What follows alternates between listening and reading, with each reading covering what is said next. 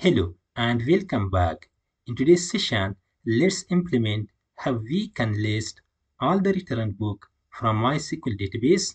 That is good. So, before watching this video, I strongly recommend you to watch our previous video because in the previous video, we saved return book data on MySQL database.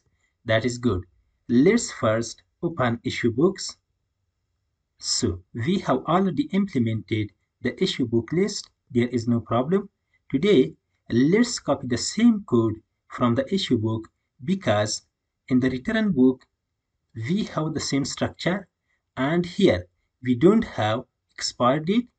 Only in the issue book, we have extra column which is expired date. There is no problem.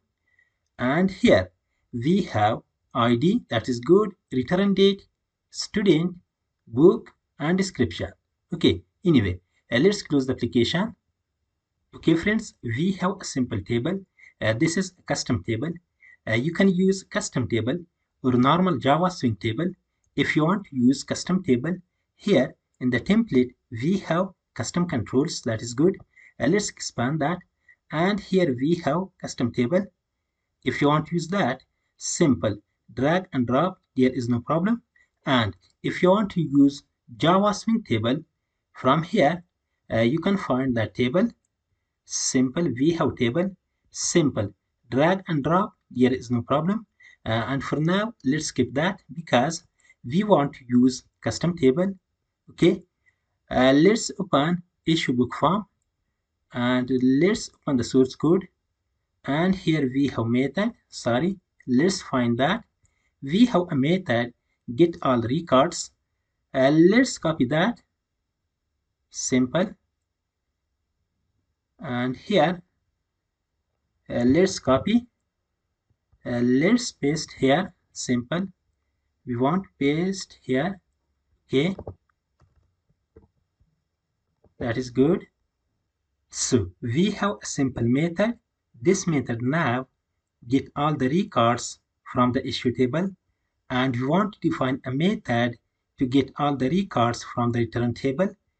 And here what we want to do, we want to change only the query because now this query get all the records from the return table, from the issue table.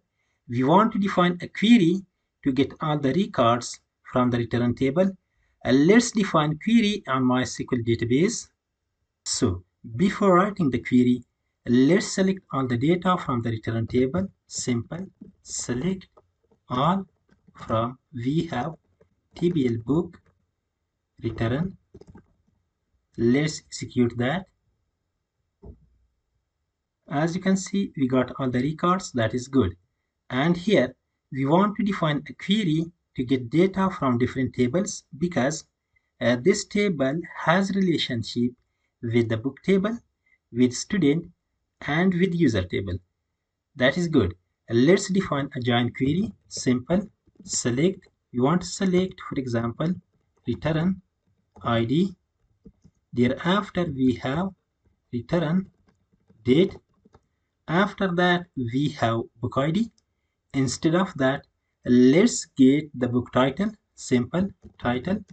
Thereafter we have student ID. Instead of that, from the student table, we want to get student name. Thereafter we have user. Let's get username. Thereafter we have description. Simple, TBL book return dot description. We want to use from, for example, TBL. Let's copy that name.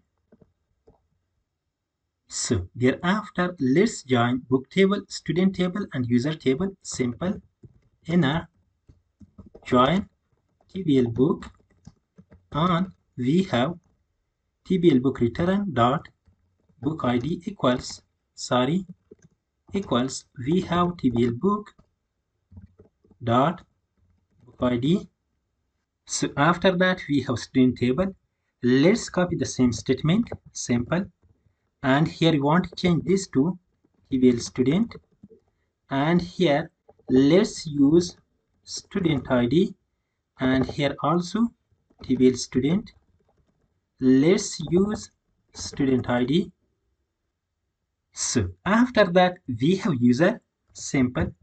Let's use table user, and here we want to use user ID, and here table user. Let's use the user ID. Sorry. So that is good.